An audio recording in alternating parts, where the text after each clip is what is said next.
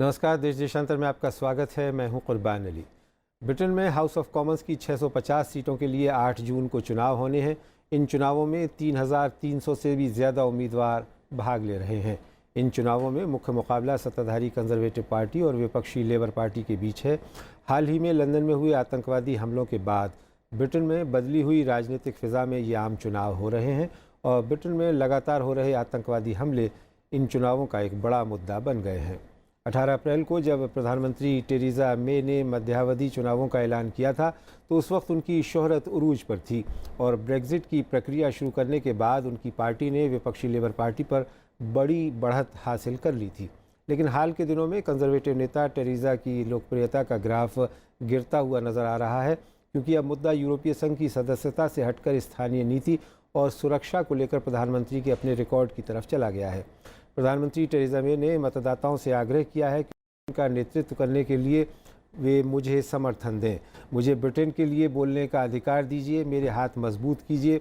Brexit की प्रक्रिया 19 जून से शुरू होनी है और ऐसे में टेरेसा को उम्मीद है कि यूके इंडिपेंडेंट पार्टी के समर्थकों का एक बड़ा हिस्सा उनको समर्थन देगा तथा वो लेबर पार्टी से भी कुछ सीटें छीनेंगी। सर्वेक्षण नामक एक समूह की ओर से जारी एक सर्वेक्षण में कहा गया है कि कंजर्वेटिव पार्टी को 41.6% और लेबर पार्टी को 40.4% लोगों का समर्थन मिलता नज़र आ रहा है। एक समय दोनों पार्टियों के बीच 20% से भी ज़्यादा का फासला था, जो अब घटकर महज 1% तक रह गया है। देश देशांतर में आज बात ब्रिटेन में होने वाले इन चुनावों की।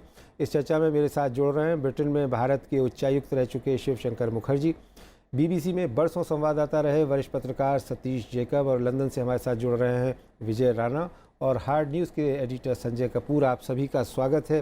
सबसे पहले लंदन चलते हैं विजय राणा के पास। विजय जी, चुनाव का माहौल है, कल वोट डाले जाने हैं, किस तरह की खबरें आ रही हैं? लंदन में क्या हो रहा है? देखिए, आज से जी कुछ हफ्ते पहले ये कहा जाता कि जेरेमी कॉर्बिन जीत जाएंगे तो लोग कहते हैं कि ये एक बिल्कुल सपना है, एक इम्प्रॉबेबल ड्रीम है। लेकिन अब जो दूरी है वो इतनी नज़दीक हो गई है और टेरेसा मे अपनी मेजॉरिटी खो सकती है। लेकिन अभी भी ज़्यादातर लोग ये मानते हैं कि वो कुल मिलाकर के अगली सरकार बनाने में सक्षम होंगी। लेकिन जो उनका सपना था कि इस चुनाव के बाद वो एक मजबूत नेता बनकर के उभरेंगी और ब्रेक्सिट में जो यूरोपियन पार्टनर्स हैं उनके साथ सख्ती के साथ वो समझौता वार्ताएं कर सकेंगी, वो सपना तो लगता है कि अब लगभग चूर चूर ही हो गया है जी। क्योंकि नहीं लगता कि वो एक शक्तिशाली प्रधानमंत्री बनकर उभरेंगी। और ये पोस्ट ब्रेक्सिट ब्रिटेन है, यहाँ लोग काफी फ्रस्ट्रेटेड हैं और ऊंट किस करबट बैठेगा ये कहना बहुत मुश्किल काम है।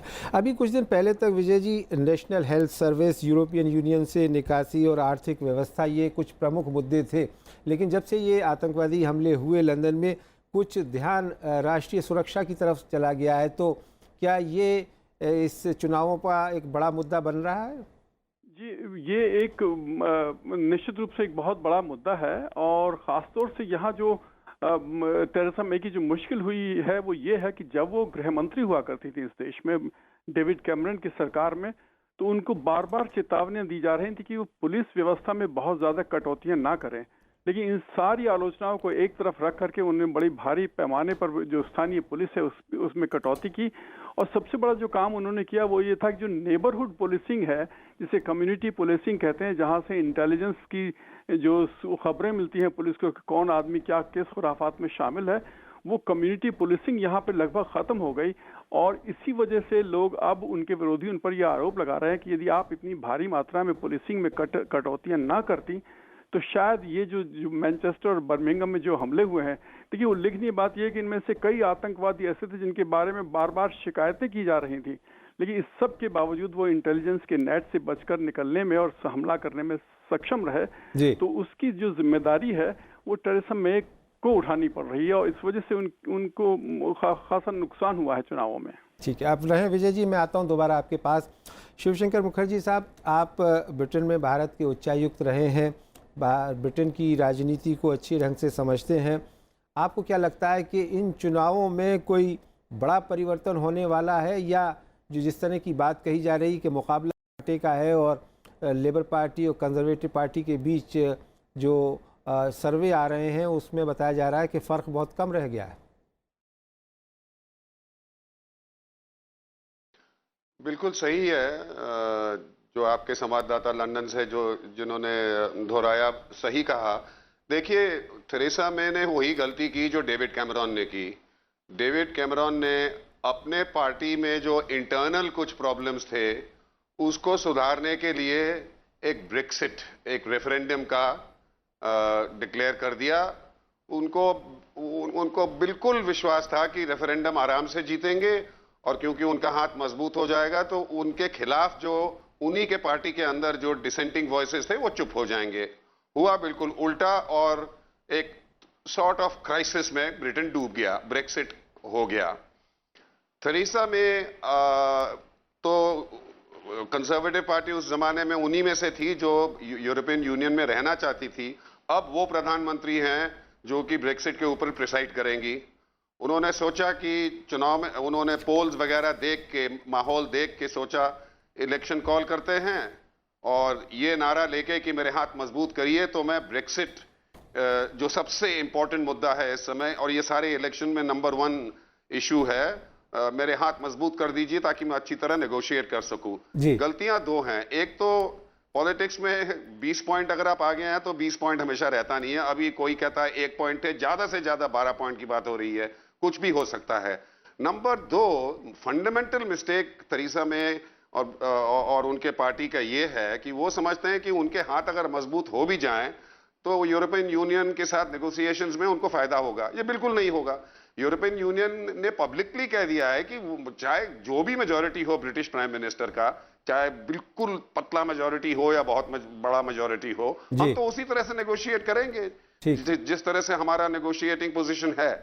तो नंबर 1, थेरेसा मे अगर वापस आए भी तो थोड़ा स्लिम मेजॉरिटी से मेरे ख्याल आएंगे, और उनको वो जो हार्ड ब्रेक्सिट के नारे लगा रही थी कि हम बिल्कुल अलग हो जाएंगे, वो शायद ना हो पाए, क्योंकि उनके अगर मेजॉरिटी बहुत कम हो तो उनके पार्टी के अंदर जो डामाडोल करने वाले हैं वो थोड़ा ज्यादा उभर के आएंगे और उनके हाथ मजबूत के बजाय कमजोर करेंगे। और यूरोप के ऊपर इसका कोई प्रभाव पड़ने नहीं वाला है। जी, आप रहे हैं, मैं आता हूं दोबारा आपके पास। किसी भी तरह से देखिए जी, सतीश जैकब साहब, आप कितना सहमत हैं जो एम्बेसडर शिवशंकर मुखर्जी कह रहे थे? और दूसरा ये कि ब्रिटेन में आप इन चुनावों में जो 8 जून को हो रहे हैं, किस तरह की तस्वीर बनती हुई देख रहे हैं?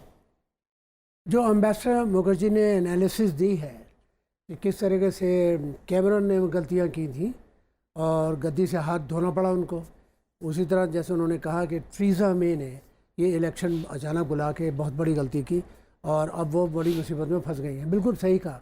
लेकिन मैं सब यहाँ तक तो इनके साथ हूँ, और जो विजय राणा साहब जो लंदन में रहते हैं, बड़े सीनियर जर्नलिस्ट हैं और एम्बेसडर, उनसे मेरा सिर्फ इतना फ़र्क है कि मैं कन्विंस्ड हूँ कि Jeremy Corbyn is going to be the prime minister of Britain after 8 June, definitely. ये इसकी क्या वजह है? इसकी वजह ये है कि ये जो टेररिस्ट अटैक्स हुए वो इतने ड्रामेटिक हो गए। जो देखिए, ब्रिटेन के जो लोग हैं, they love peace, they love their luxury, they love their life, they are spoiled.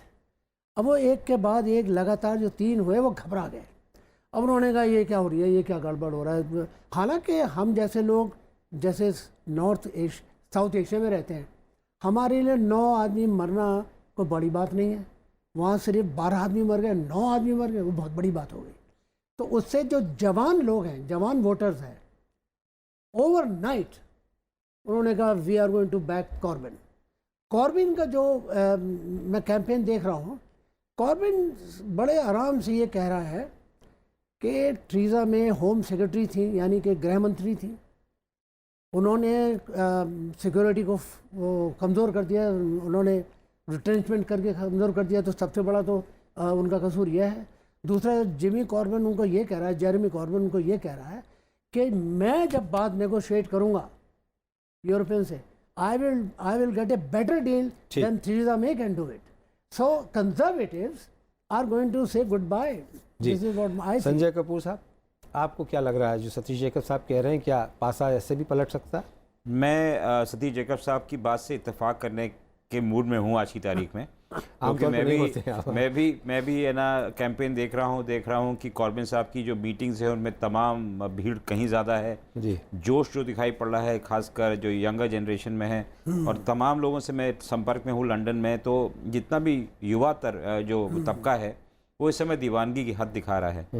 और उसका मुख्य कारण ये है कि तेरेसा मे ने पूरा जिसे चुनाव करा वो प्रेसिडेंशियल इलेक्शन हो गया, और उसकी वजह से भी जो पार्टी की स्ट्रेंथ थी कंजर्वेटिव की कमज़ोर हो गई। तो तेरेसा मे काफ़ी कमज़ोर दिखाई पड़ी हैं कॉर्बिन के मुकाबले, खास की जो दो बड़े है ना आतंकवादी हमले हुए उसके अंदर उनके पास जवाब नहीं है। वो बार बार बात करती हैं कि हम को आप ताकत दीजिए तो मैं पूरा मामला यहाँ पे सुलझा दूंगी, पर उसके साथ है ना वही बात करें कि मैं ह्यूमन राइट्स आपकी ले लूँगी। लेकिन आम तौर पे तो संजय ये होता है कि इस तरह की चीज़ें राइट विंग को मजबूत करती हैं, लेकिन ये तो लेबर पार्टी इस वक्त ये आपकी बात से मैं सहमत हूँ, पर अगर आप गौर करें पिछले 10 साल से तो वहाँ पे कंजर्वेटिव हैं, और अभी एक सर्वे करा गया वहाँ पर जिसमें दिखाया गया कि तमाम लोग 75% ये बात पे सहमत है कि जो विदेश नीति है कंजर्वेटिव गवर्नमेंट की और इंग्लैंड की, उसकी वजह से आतंकवाद उनके घर तक पहुँच गया है। अगर सीरिया, इराक और तमाम जगहों पे अगर इंग्लैंड की फॉरेन पॉलिसी थोड़ी सी है ना सर्कमस्पेक्ट होती और अमेरिका के साथ ना जाते तो इतनी सारी समस्याएं नहीं होती। तो आप सोचिए 75%, इसके अंदर करीब 70 और 75 के आसपास तो कंजर्वेटिव वोटर्स हैं जो कि इत्तेफाक करते हैं इस बात से। तो अगर ये उफान की तरीके से हुआ तो ये जो तमाम जो आंकड़े आ रहे हैं वो गलत साबित होंगे, और जो अमेरिका में हुआ है और जब ट्रंप आ गए और जब तमाम जगह पे जैसे आपके फ्रांस में हुआ है उस तरीके का बदलाव जो इस तरीके का आएगा जो कि लोगों को मेरे ख्याल से काफ़ी अचंभित करेगा। ठीक है विजय राणा साहब, इन चुनावों में एशियाई वोटर्स की भी एक अहम भूमिका होगी और उसमें बड़ी तादाद हिंदुस्तानियों की है, उनमें क्या रुझान देखने को मिल रहा है इन चुनावों को लेकर? देखिए, जो ब्रिटेन का जो एशियाई खासतौर जो भारतीय समुदाय की पहले हम बात करें, बाकी दक्षिण एशियाई लोगों की बात हम बाद में करेंगे। जो भारतीय मूल के लोग हैं वो पिछले कुछ चुनावों में इंक्रीजिंग नंबर्स में कंजर्वेटिव पार्टी के लिए वोट करते आए हैं, और क्योंकि उन्होंने मेहनत की है, अच्छे खासे पैसे कमा लिए हैं, अपने आप को अमीर समझते हैं, भले ही उनकी कंजर्वेटिव्स की नीतियां उनके विरोध में हो, लेकिन उनका बड़ा एटीट्यूड ये रहता है कि हम तो अब अमीर हो गए, अब हम कंजर्वेटिव हो गए। लेकिन जो अपेक्षाकृत कहना चाहिए कम आय वाले वर्ग के लोग हैं, चाहे वो भारतीय हो चाहे वो पाकिस्तानी या बांग्लादेशी मूल, पाकिस्तानी और बांग्लादेशी मूल के लोग तो निश्चित रूप से कॉर्बिन के साथ हैं। कॉर्बिन की एक मुश्किल ये भी है कि वो भारत विरोधी उनका रवैया रहा है, और बहुत सारे मामलों में जैसे कि पिछले दिनों जब प्रधानमंत्री मोदी आए थे तो बड़े रिलक्टेंट होकर के वो पार्लियामेंट में उनकी स्पीच सुनने के लिए गए थे, और कोई बहुत इच्छुक भी नहीं थे उनसे मिलने के लिए। तो उनके भारत विरोधी रवैये को लेकर भी बहुत सारे भारतीय मूल के लोग उनसे नाराज हैं।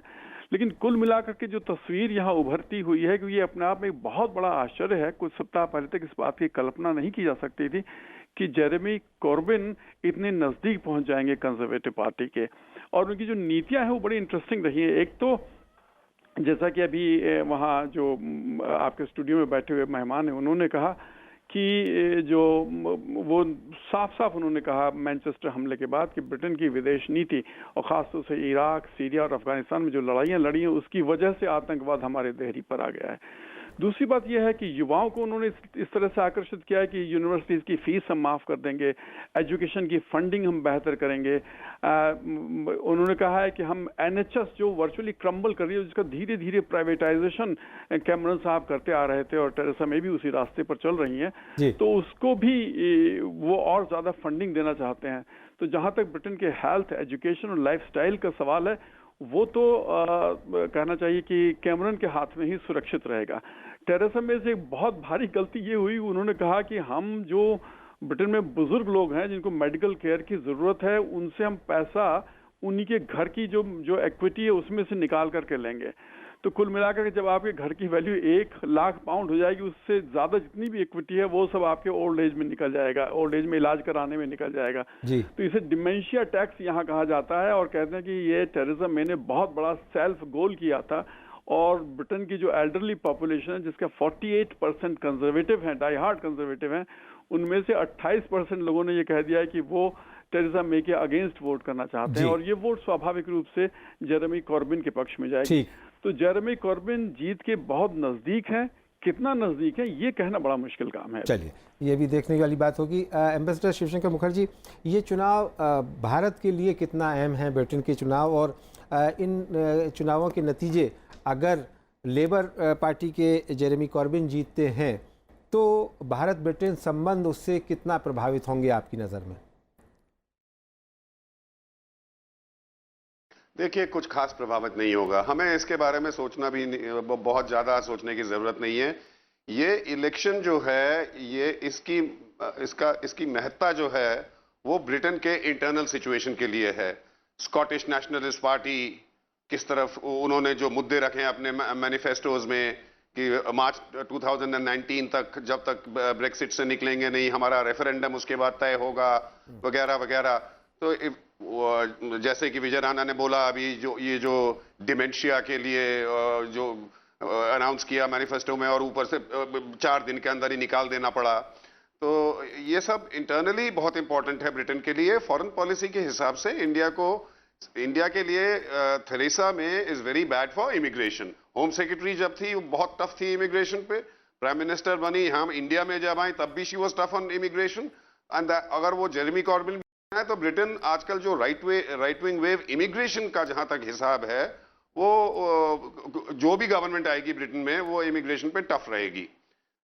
19-20 का फर्क होगा।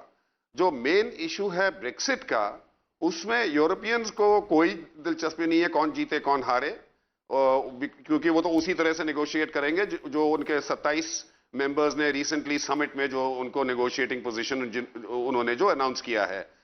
अब क्या कहते हैं, इंटरनली ये सतीश ने जो अभी बोला, ये बिल्कुल संभव है। जेरेमी कॉर्बिन और के लेबर पार्टी और कंजर्वेटिव्स में अगर इतना ही कम फर्क है, और पोल्स भी ब्रेक्सिट के बाद, डोनाल्ड ट्रंप के इलेक्शन के बाद कुछ भी हो सकता है, ये तो सब जानते हैं जी। तो उसमें अगर वो माइनॉरिटी गवर्नमेंट, माइनॉरिटी में आए, लार्जेस्ट सिंगल पार्टी लेकिन मेजॉरिटी ना हो, तो Jeremy Corbyn's Labour Party plus the Scottish Nationalist Party plus the Liberal Democrats, जिनके मत तकरीबन मिलते हैं, वो सॉफ्ट ब्रेक्सिट चाहते हैं, और यानी कि ब्रेक्सिट का रिवर्सल का भी पॉसिबिलिटी रखा है, वो मेजॉरिटी में आ सकते हैं। ये बिल्कुल संभव है जी। संजय कपूर साहब, आपको क्या लगता है कि भारत ब्रिटेन रिश्ते इन चुनावों से प्रभावित होंगे किसी स्तर पे? देखिए, ये मानना पड़ेगा कि अम्बेसडर साहब ने जो बोला अपनी जगह पे है, पर जो ग्रेट ब्रिटेन है वो अपने आप में कुछ ना कुछ खुराफात करता रहता है। कॉलोनियल पावर रही है पुराना, उसका जो प्रभाव है अफ़गानिस्तान में, पाकिस्तान में, वो काफ़ी रहता है। और जो कंजर्वेटिव थे तो एक कंटिन्यूटी थी, और ख़ास के जेरेमी कॉर्बिन अगर आते हैं, उनका जो रुख था, प्रधानमंत्री मोदी जब गए थे इंग्लैंड गए थे तब, और कश्मीर वगैरह के मुद्दों पे काफ़ी लेबराइट तो हरदम है ना, काफ़ी खिलाफ़ रहते हैं, नाराज़ रहते हैं। तो थोड़ा बहुत रिकैलिब्रेशन की ज़रूरत पड़ेगी हिंदुस्तान को भी और इंग्लैंड को, कि आगे रिश्ते को आगे बढ़ाएं। और दूसरी बात, इन्होंने जब ये बोला है कि फॉरेन पॉलिसी एक बहुत बड़ा मुद्दा है जिसकी वजह से उनकी आतंकवाद इंग्लैंड में आ रहा है, तो जो भी मेरे ख्याल से अगर कॉर्बिन अगर आते हैं सत्ता में और फॉरेन पॉलिसी में बदलाव लाते हैं, तो हमें उसका एहसास होगा कि हमारे लिए क्या बदलाव हो रहा है। सतीश शेखर साहब, आपने तो इराक वॉर कवर किया था 2003-2004 में। उस वक्त में जो अमेरिका ने एक तरह से हमला बोला था इराक पे, तो पूरी दुनिया साथ नहीं थी, लेकिन ब्रिटेन साथ में था। और टोनी ब्लेयर साहब उस वक्त प्रधानमंत्री होते थे, जिन्हें कहा जाता था कि वो जॉर्ज बुश के विदेश मंत्री के तौर पर जाने जाते हैं। तो ये जो अब सूरत हाल बन रही है, इसमें क्या ब्रिटेन की निर्भरता अमेरिका पर बढ़ेगी, या ये कि वो उससे अलग होगा, और अब ये जो आतंकवाद अब वहाँ भी दस्तक दे रहा है, तो उससे वहाँ के लोगों में एक नई सोच पैदा होगी? मैं समझता हूँ कि डोनाल्ड ट्रंप एक ऐसी शख्सियत हैं जिसके बारे में कोई आदमी 100% एतमाद के साथ, विश्वास के साथ कोई भविष्यवाणी नहीं कर सकता। अनप्रेडिक्टेबल है, बड़े अनप्रेडिक्टेबल हैं, क्योंकि ये जो दोहा को लेकर, कतर को लेके हुआ, और वहाँ पे बहुत बड़ा इनका अमेरिकन बेस है, और सबको ये उम्मीद थी कि शायद वो कतर को फेवर करने के लिए वो कतर को अटैक कर रहे हैं। एक तो ये, तो डोनाल्ड ट्रंप के पास अगर टेरेसा में जब गई थी, तो जब उनकी पहली मुलाकात हुई डोनाल्ड ट्रंप से जीतने के बाद, तो उस वक्त डोनाल्ड ट्रंप ने कोई ज़्यादा गर्मजोशी से उनका स्वागत नहीं किया था। और अगर कॉर्बिन आते हैं तो ज़रूर है कि डोनाल्ड ट्रंप पसंद नहीं करेगा, क्योंकि वो रिपब्लिकन ज़बरदस्त और ये लेफ्ट विंग के हैं। जहाँ तक भारत का सवाल है, मैं समझता हूँ सिर्फ इतना ही फ़र्क पड़ेगा कि देखिए, लोगों ने कहा कि साहब जब नरेंद्र मोदी जी गए थे ब्रिटेन तो जेरेमी कॉर्बिन ने उनका कोई खास नहीं किया था। वो सिर्फ ये वजह थी कि वो लेफ्ट विंग है, ये राइट विंग है, तो वहाँ पर भी राइट विंग का क्लैश है। तो हमें तो कोई फ़र्क नहीं पड़ता कि ट्रीज़ा मे से भी हमें, जैसे एम्बेसडर मुखर्जी अभी कह रहे थे कि ट्रीज़ा मे की जो पॉलिसीज़ हैं, इमिग्रेशन पॉलिसीज़ हैं, वो भारत के ख़िलाफ़ हैं। तो जहाँ तक हम हैं, हमें कुछ इस चुनाव से ना तो फ़ायदा होगा ना नुकसान होगा। विजय राणा साहब, लिबरल डेमोक्रेट का क्या रोल है इन इलेक्शन में और उनकी क्या स्थिति रहने वाली है आपके हिसाब से? देखिए, पिछले चुनाव में 2015 के चुनाव में उनको बहुत भारी आघात लगा था, सिर्फ इस बात के लिए कि वो डेविड कैमरन की सरकार में शामिल थे और वो एक तरह से कंजर्वेटिव के पिछलग्गू बन के रह गए थे। अब जो टिम फैरन लिबरल डेमोक्रेट के नेता हैं, वो अपनी एक अलग आइडेंटिटी दोबारा रेस्टोर करने की कोशिश कर रहे हैं। उनकी स्थिति पहले से कुछ बेहतर नजर आती है, लेकिन शायद इतनी बेहतर नहीं होगी कि वो कुल मिलाकर के चुनाव परिणाम में कोई बहुत बड़ा असर डाल सके। हाँ, देखना यह है, यदि एक ऐसी सिचुएशन बनती है कि एक कोई साझा सरकार बनने की नौबत आती है, तो वो किसका साथ देंगे। उनके रुझान को देख के लगता तो यह है कि शायद वो इस बार लेबर पार्टी के साथ जाएंगे, लेकिन कुछ भी कहना यहाँ संभव नहीं है, क्योंकि जो भी समझौता वार्ताएं होंगी बहुत कहना चाहिए सख्ती के साथ होंगी। बहुत इस बार लिबरल डेमोक्रेट वो गलती नहीं करने वाले हैं जो उन्होंने कैमरन के साथ साझेदारी निभा करके की थी। और जो दूसरे तो उनकी पहली प्राथमिकता तो यह है कि वो अपनी खोई हुई प्रतिष्ठा को वापस जीते, और दूसरी प्राथमिकता ये होगी कि भविष्य में वो कौन सी सरकार बनाए जिससे उनके लॉन्ग टर्म हितों को नुकसान न पहुंचे। और जो दूसरे बाकी छोटे दल हैं, उनकी क्या भूमिका आप देखते हैं? देखिए, यूकिप जो था, जो पिछले बार जिसने ब्रेक्सिट में काफी चुनाव को आगे पीछे करने, यानी एक तरह से ब्रेक्सिट में उनकी भूमिका बड़ी निर्णायक रही थी। उसके बाद उस पार्टी का बहुत बुरा हाल हुआ है। उनके नेता नाइजल फराज ने इस्तीफा दे दिया था, उसके बाद जो दूसरे नेता आए वो भी इस्तीफा दे के चले गए। अभी जो नेता है वो लगता नहीं कि वो अपनी भी सीट जीत पाएंगे।